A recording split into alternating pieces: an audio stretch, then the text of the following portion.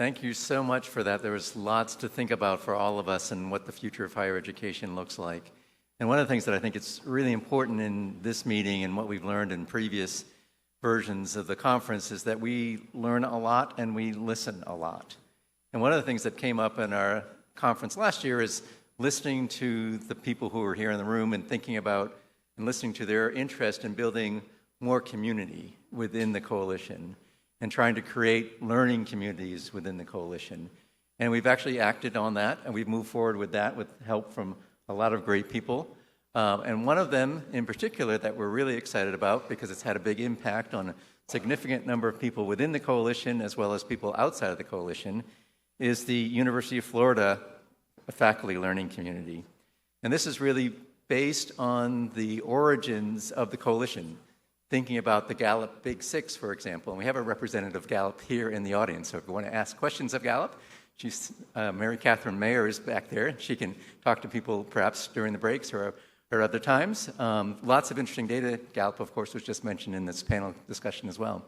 But the Gallup Big Six was really talking about the ideas that in order for students to really achieve lifelong well-being or to have a much higher likelihood of achieving lifelong well-being, they need to have someone who cares about them in their educational experience, and they need to have experiential learning opportunities. And we've built on that, certainly. And the University of Florida faculty learning community has really built on that idea and brought people together to think about that, to question themselves what they're doing in terms of their care for students and their support for students and experiential learning opportunities for students. And we're very excited to have three of the people who've been very involved with the University of Florida faculty learning community to talk more about it and to engage us a little bit in conversation. So we have Alexandra Britton Bailey. She has been teaching for over 25 years and loves sharing her passion for education. Dr. Britton Bailey began her teaching journey in 1998 as a graduate student instructor and joined the Center for Teaching Excellence at the University of Florida in 2015. Since then, she has supported excellence in teaching and learning through various initiatives, including the Passport to Great Teaching program, Pathways to Online Teaching Excellence, Interface, the Teaching Excellence Academy, faculty learning communities, the Teaching Beyond the Podium podcast series, and the Inspired Teaching newsletter. Dr. Britton Bailey holds a PhD in Higher Education Administration, an MA in Romance Language Linguistics, an MS in Information and Library Science, and a BA in History and Anthropology. Joining her will be Michael Barber.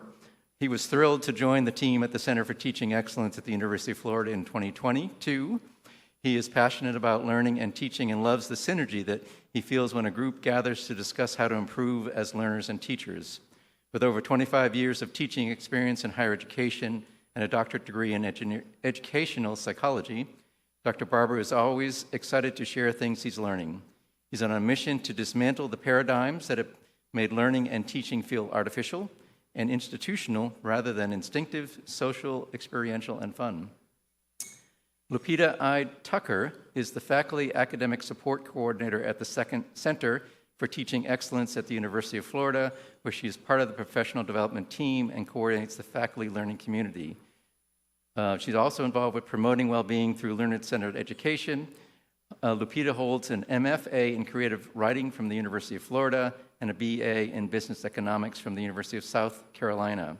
In addition to her role at the Center for Teaching Excellence, Lupita teaches professional business writing for the Warrington College of Business.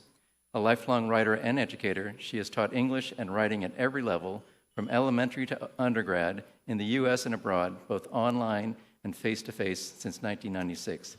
I'd like to invite the three of you to come up and join us. And Angela, you're going to be joining them as well, is that correct? Angela Lindner, who's been very involved in the coalition, and I didn't quite realize that we had all four of you coming up here. My apologies for that.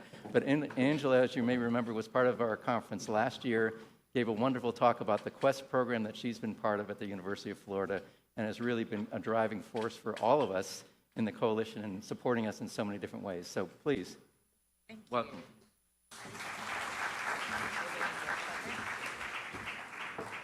Thank you, everyone. As Keith mentioned, I'm Alexandra Britton Bailey, but I prefer Alex.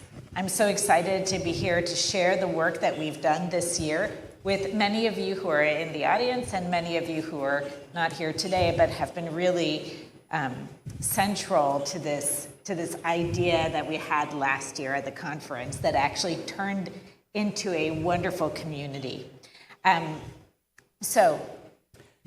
You wouldn't believe we were from a Center for Teaching Excellence unless we gave you an outline of our presentation. So I'll read that. We want to start off where we started with the learning community and talk about the impact of relationships in higher education, specifically some impact that people have had on us. And then we want to talk about the objectives of the learning community, how we structured the faculty learning community, and then we'll wrap up with an invitation for all of you.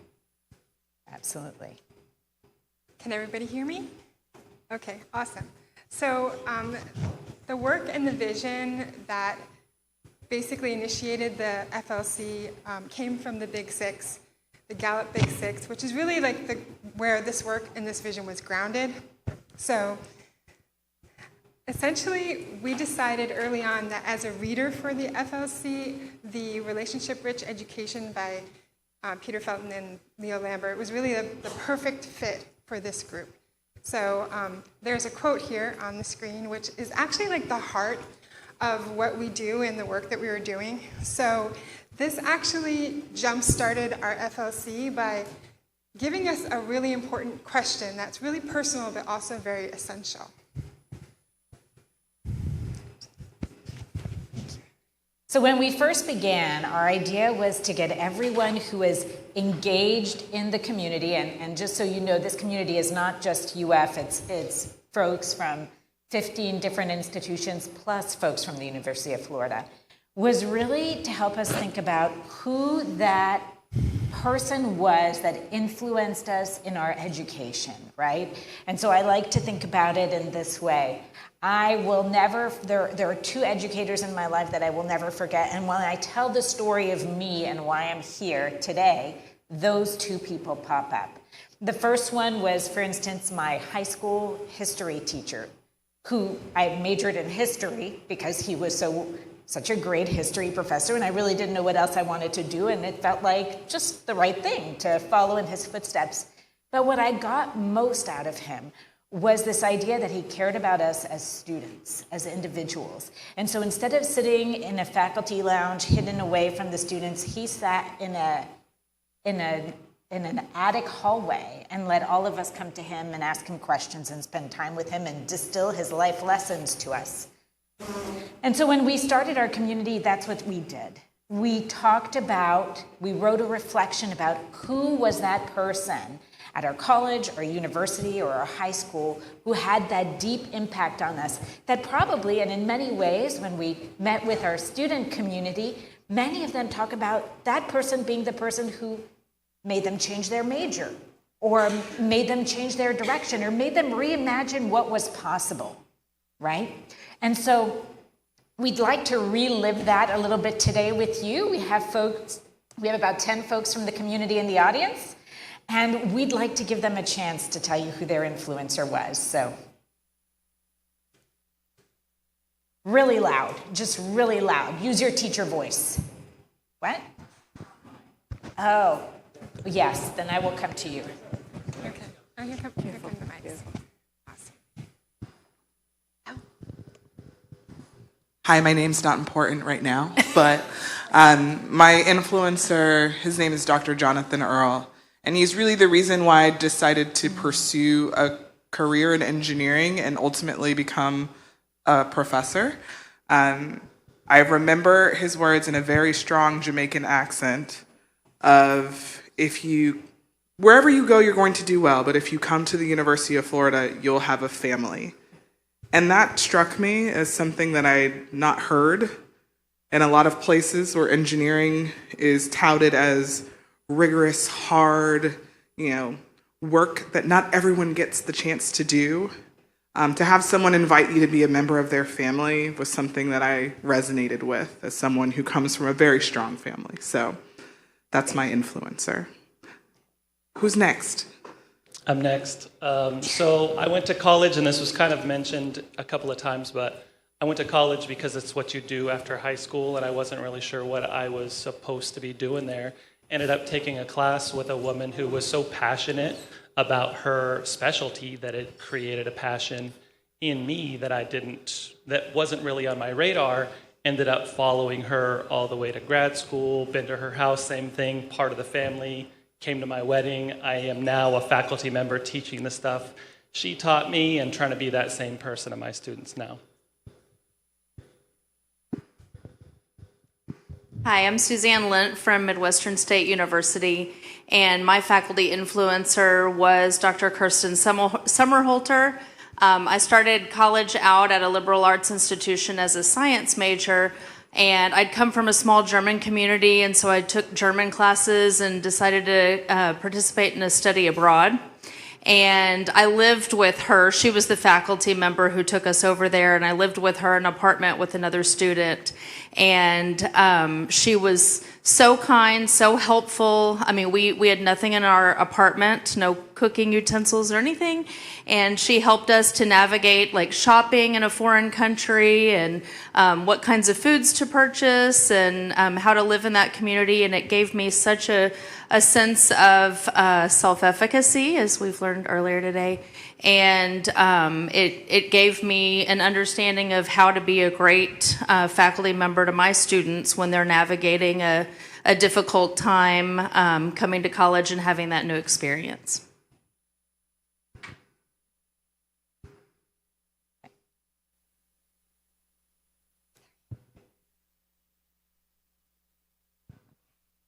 Dan Miroff, Florida Atlantic University. My influencer was Dr. Alan Brown from Florida Tech. He's actually still there. He was my organic chemistry professor.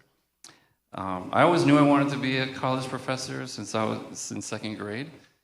But I went to school to play soccer and won a national championship. But then in my second year, I was in a giant classroom with 400 students, and he called me out on the second exam. He says, "Will Dan Miroff please come to the front of the room at the end of class?"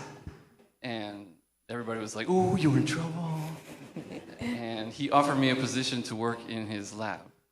And it was a little 8x10 lab where I learned a lot about the research method, how to write about what I was doing and get it published, how to work independently with instruments that are millions of dollars. If in case I break it, I don't know how I would pay for it. And he opened my eyes to the world of undergraduate research, which is a very important thing that I continue to support today. But he also opened my eyes because one day in the lab, the instrument failed, and he was like next door, and he could smell the bromine fumes. And I just remember waking up in the grass outside of the lab because he did save my life. So not only did he inspire me, I'm here today because of him. Thanks. I'm Melissa Nivens. I'm also from Midwestern State University in Wichita Falls, Texas. My mentor was Dr. Bill Bolin. He was my Comp 2 professor back in 1995. And if you imagine an English professor, that's what he looked like. He had us sitting in a circle, the tweed jacket, you know, the whole thing. Later on, when I didn't know what to do after graduation, he's the one that talked me into going to grad school, staying and going to grad school. When I had an opportunity to travel, he said, travel, grad school will always be here.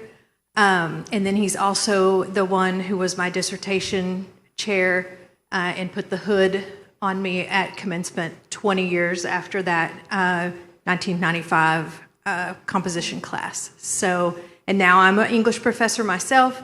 As someone else said, you know, teaching composition and rhetoric courses just like he did.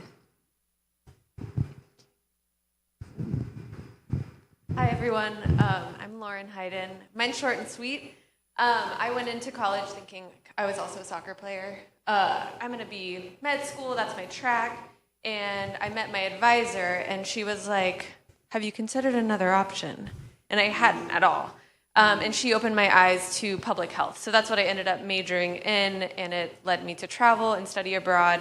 So just someone to ask that question of like, wait a minute, have you actually thought about what you want? So that's someone who really influenced me.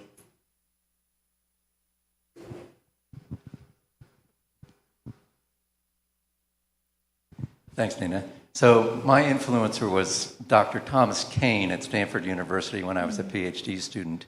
And I think I was inspired, first of all, by the way he interacted with students in his classroom and how he engaged us and how he taught us and how he inspired us. And he became my PhD advisor. And one example of the kind of relationship that we had and the dedication that he had for his students was one quarter actually. He was on sabbatical and I was working late trying to figure out some difficult dynamics problem. And this is before the days of email. So I somehow had his phone number, which is an indication in and of itself of the relationship that we had. And I had the temerity to call him up in the evening and say, you know, it would be really great if we could get together in the next couple of days so you can help me sort through this problem. And he said, wait a second, meet me in my office. He biked in from off campus and came into his office and said, explain it to me. He sat on his desk, cross-legged. I was at the whiteboard writing out these equations, trying to solve this difficult problem. And that is a lasting memory for me in his dedication to his students, and I was not the only one, and his willingness to go above and beyond and really to make an impact in the life of a student. Thank you.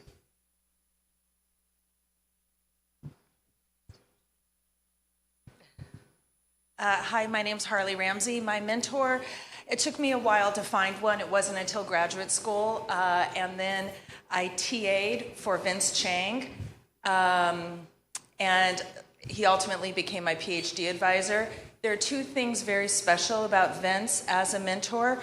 First, he didn't just believe in me, he advocated for me. And he taught me how to advocate for myself and to look for opportunities, and through his example to try to do that for others. And second, although he was a premier Joyce scholar bringing in, post-colonialism into modernism, he always had time for his students. And for me to be his TA, he taught me that that's the mission of a university, is teaching.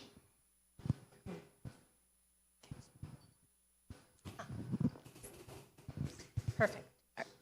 Okay, for mine, I think of several, and they also made me feel capable, but there's one in particular. Her name was Cheryl. She was I actually had her several times, an undergrad journalism professor. That wasn't even my major, but I just loved her. I took her so many times, and I specifically, because I liked her so much, took her military journalism class. We talk about experiential learning. She made us do PT with the ROTC students, so we were out there. But she would also have these, at the end of the semester, dinners, these big pasta dinners with all of her students.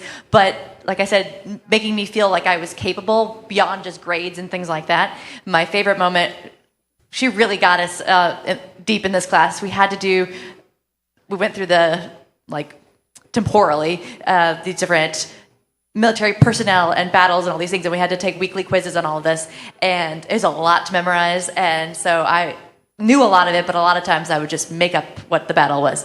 And so she would write to me, and then she would talk to me after. She's like, whatever you do, you should do something persuasive, because I have to look up whether you're correct, because you persuade me so well that this was what that was. And so she would talk to me about that, and now I'm a professor of persuasion and rhetoric, so that did end up working out. So, but she really pushed me to feel capable in an area that was nice. Thank you. And I think we're almost done, right? Yes. Number 9, I'd like to mention Professor Noel King, a professor of religious studies at University of California, Santa Cruz. He was one of the original founding members of UCSC, and had a really amazing career before he ended up there. He used to drive an old Volvo with the bumper sticker that said, "Friends don't let friends dream and drive." And he was just such an inspiration. He found me deep in the stacks of the library one time, and without any look of surprise said, "Oh, I've come to talk to you." And how he ever found me there is beyond me. But what I remember the most is the time Santa Cruz still had narrative evaluations instead of grades, and he prefaced his by saying, "Old professors learn best from their students." Nice. Very nice. Thank you so much to all of you who are willing to share. And now I want you all who are sitting here with us to have an opportunity to share your person. So we're going to give you a QR code. We hope you pull out your phones, and we're going to pull the old classroom trick and have you join a Padlet and share your influencer. Take a minute and do that.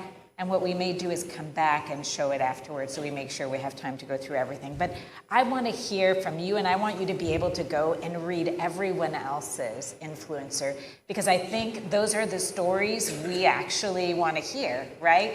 Those are the stories that help validate what we do and why we do it and why we continue and persevere, just like the last speaker spoke to us about.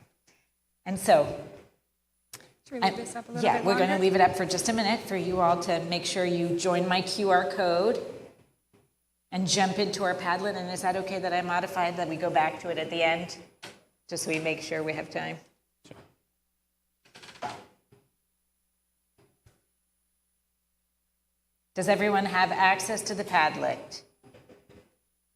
Is everyone ready to share a beautiful story with us? Give me a thumbs up if you're Right. good to go. If we were in Zoom, we would ask you for that weird little thumbs up that magically gets picked up. All right. All right. Okay, let's move on. So we had objectives for our learning community. These are the 4 objectives. When we formed the learning community, this is what we wanted to accomplish: examine the impact of the Big Six on student well-being. So we took some time to learn. Our first semester we spent listening to speakers and talking to people about that impact and what that means. We wanted to develop best practices and sort of collect those and make a resource that we could share broadly. That's the third one. And then lastly, foster a community of practice with all of the people that were in the learning community. So those were our 4 main objectives when we formed the learning community, and that's what we worked hard to accomplish together. So what did our learning community look like? We really had the good fortune of having not only University of Florida folks, but folks from 15 other institutions join us in this community that lasted really a whole year. We're still going. And we worked together to explore those Big Six experiences and really think about what those meant and what those looked like. And then as we progressed, we had faculty member or community members select the experience that was most meaningful or that they had the greatest desire to explore. And so we put them in those groups, and many of our faculty community members opted to facilitate their own group, right? So we were very fortunate. People took on leadership roles within their groups.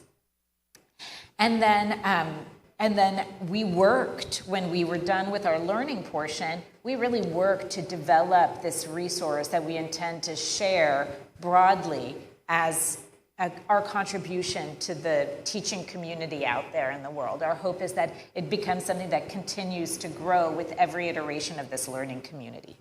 So our goal was to develop a very rich and lasting community of educators, but in addition to that, or in conjunction with that, it was to create an open educational resource.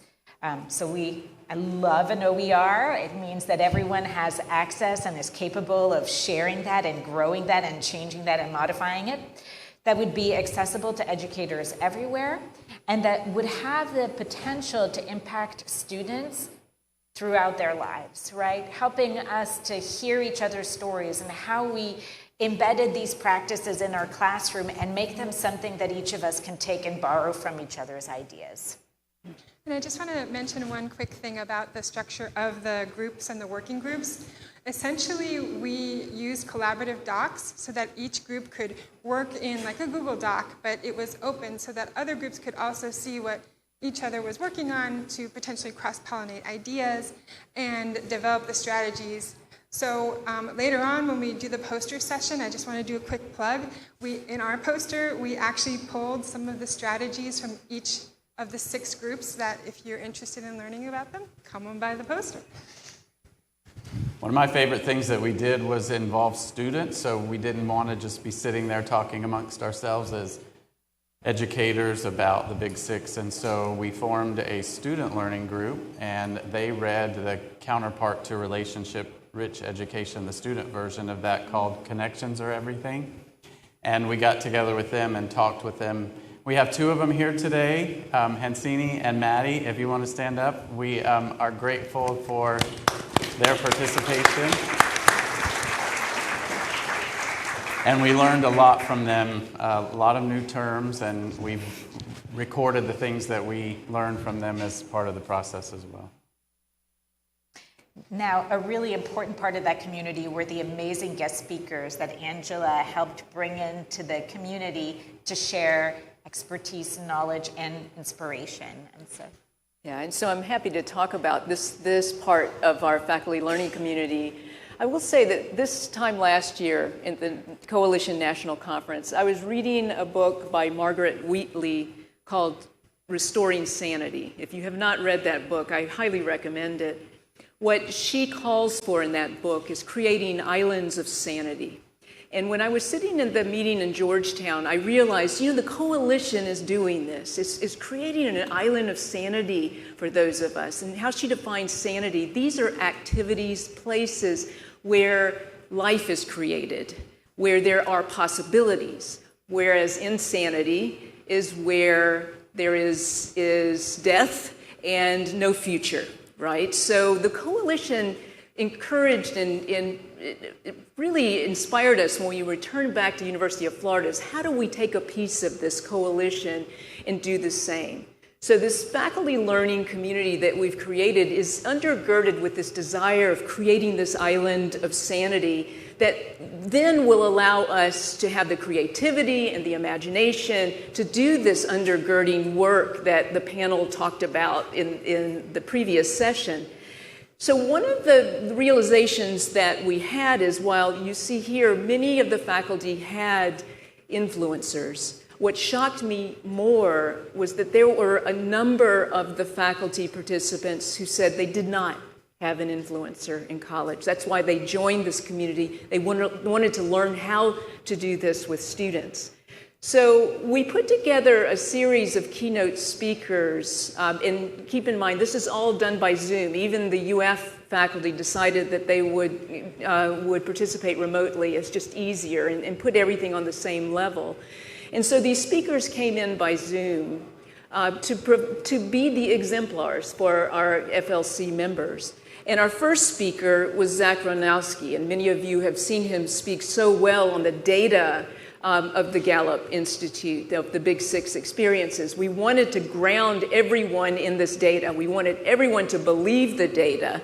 And so Zach gave a very influential presentation of the data. I think everybody came out of there believing the power of the Gallup Big Six. And we see in one of the post-session comments is of one of the members, the data was fascinating. I'd like to go back to it with colleagues in the department. My main takeaway was something of an affirmation that the relational pedagogy we prioritize in our department is not only what students value most, but what appears to support their success.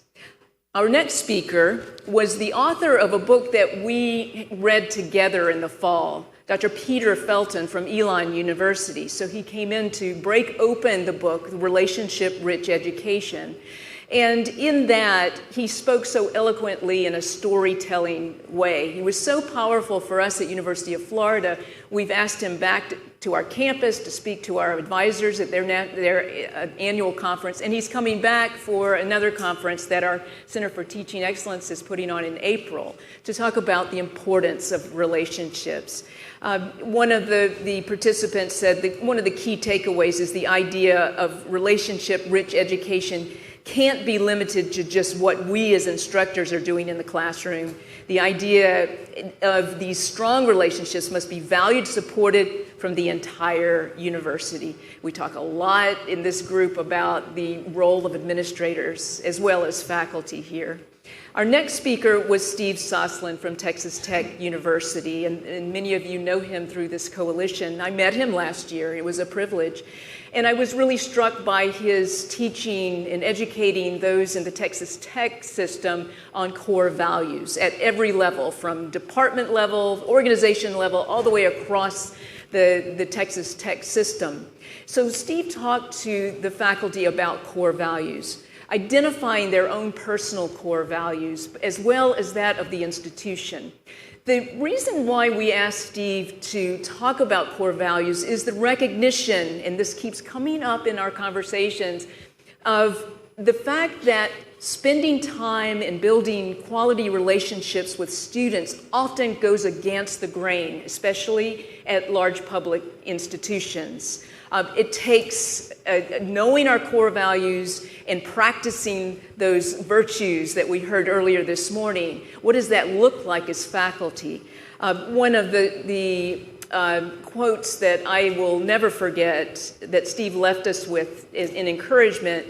I'm not as much concerned about the kind of world our children will inherit. I'm concerned more about the kind of children this world will inherit, or the kind of children that they will inherit in the future world. It was his encouragement to have us focus on our students, keep our eyes on the students. The next speaker we had was Dr. Cami Abernathy, Dean Emeritus of the University of Florida. So she hammered home the courage it takes to live out our core values in leadership roles. That includes faculty. And one of the members in the community posted afterwards, I have an upcoming meeting with our provost to discuss a situation where I think we need more resources to be effective. This FLC session helped me to remind me that the focus of this discussion needs to be on the end result and not just the dollars and cents. She was galvanized in her courage to set up this conversation with the provost after Cami's presentation. And finally, just last week, we had Dr. Joe Tranquillo from Bucknell University to talk about how then shall we live post-May. Our last session is May 7th. When we hope that all of our members will invite their influencer, if they're capable, to join in by Zoom. So we have a celebration. But how do we move forward? And Joe talked to us about mentoring each other, peer mentoring, not only mentoring our students, but each other through these next phases and evolutions of this FLC. So Joe talked about the mentoring ecosystem. It's a complex network of interactions between people, supported by institutional structures that helps everyone in the community to thrive and flourish. So it was a great way to hammer home that our work is not done once we finish this year's faculty learning community. Exactly. And so in wrap up, we are working on our resource, which we hope to soft launch in fall of 2025. It will be hosted on the Coalition's website.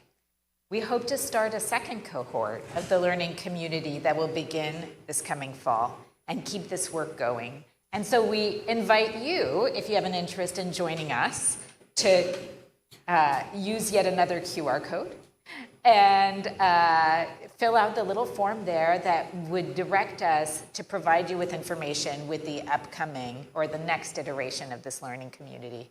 And we encourage you to join us if you can, or just let us know what areas you might be interested, or just reach out to any one of us at the University of Florida. We love to hear from you and share what we're doing and learn from you all. Thank you. Yeah.